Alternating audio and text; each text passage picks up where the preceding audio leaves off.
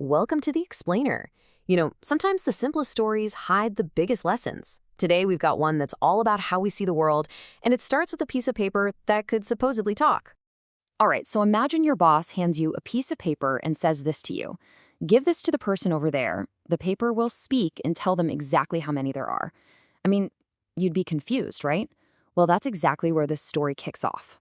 So let's set the scene. You've got this wealthy merchant, a chef, and he's got a pretty straightforward errand. He just needs to send something to the next village over.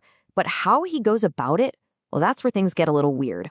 And what's he sending? 20 delicious-looking stalks of sugarcane. Now, keep that number, 20, in the back of your mind. It's going to be a big deal in just a minute. Okay, here's the twist. The sheikh hires a servant for this job, but not just any servant. He picks someone who is totally illiterate, can't read or write a single word. He hands him the sugarcane and this sealed letter.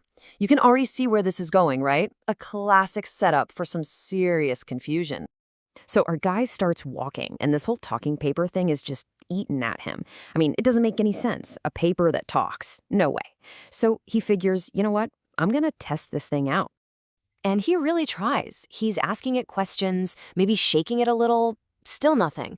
So in his mind, the logic is pretty clear, right? If this paper won't talk to me, well, then it definitely can't see what I'm doing either. It's just a piece of paper.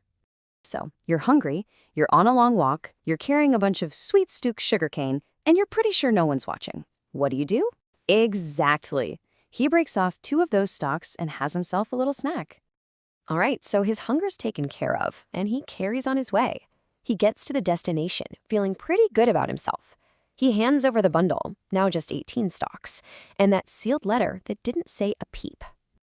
And here's where it all changes. The servant is thinking, hey, I got away with it. But, oh boy, is he in for a shock.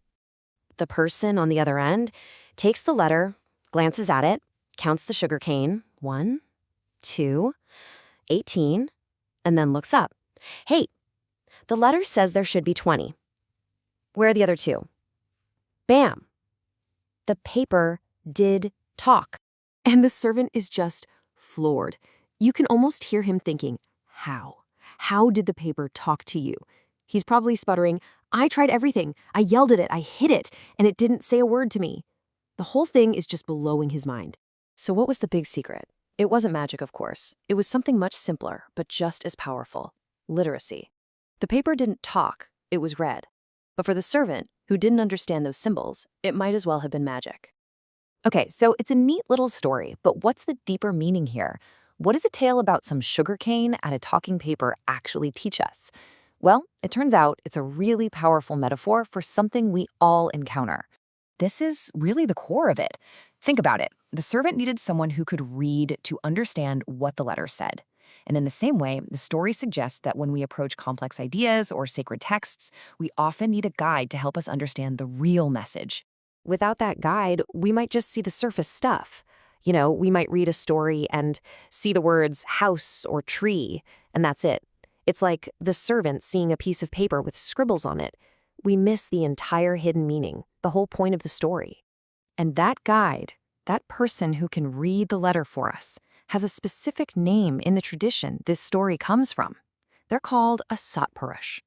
This is a true spiritual teacher, someone who can unlock those profound secrets hidden inside the texts that the rest of us would just skim right over. And this is what I want to leave you with. This isn't just about scripture, right?